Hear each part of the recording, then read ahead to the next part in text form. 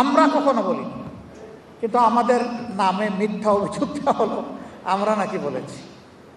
হ্যাঁ, সব ফায়ার আপনি যাকে টার্গেট করেছেন তার বুকে নাও পড়তে পারে, অনেক সময় ব্যাকফায়ারও করে। এটি ব্যাকফায়ার করেছে, করে নাই?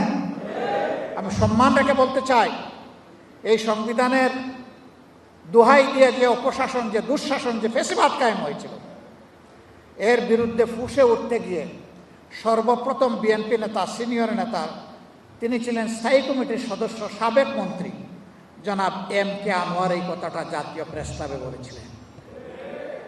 তিনি বলেছিলেন, এই সরকার, ফ্যাসিবাদী সরকার পরিবর্তন হলে এই সংবিধানকে আমরা ডাস্টবিনে ছুঁড়ে ফেলে দেব। তারপরে আপনারা দেখেছেন বেগম খালেদা জিয়া নিজেই বলেছেন, জনগণের সরকার প্রতিষ্ঠিত হলে এই সংবিধানকে ছুঁড়ে ফেলে দেওয়া হবে। সংসদে এই কথা বলে যিনি আমাদেরকে লজ্জা দিতে চেয়েছিলেন, তিনি বুঝেন নাই জনগণ জাগ্রত এবং ব্যাকফায়ার।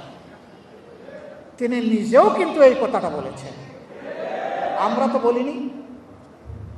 এগুলা দিয়ে জনগণকে বিভ্রান্ত করা যাবে না।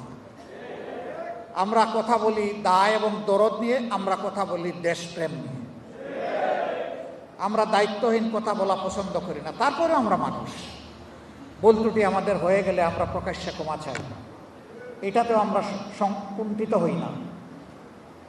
সম্মানিত বন্ধুগণ, আমি মহান আল্লাহর দরবারে তৌফিক চাই, ন্যায্যতার ভিত্তিতে, ন্যায়ের উপর, সত্যের উপর, ইমানের উপর, দেশপ্রেমের উপর, জনগণের অধিকার আদায়ের রাস্তার উপর আল্লাহ যেন আমাদেরকে অটল থাকার তৌফিক দান করেন।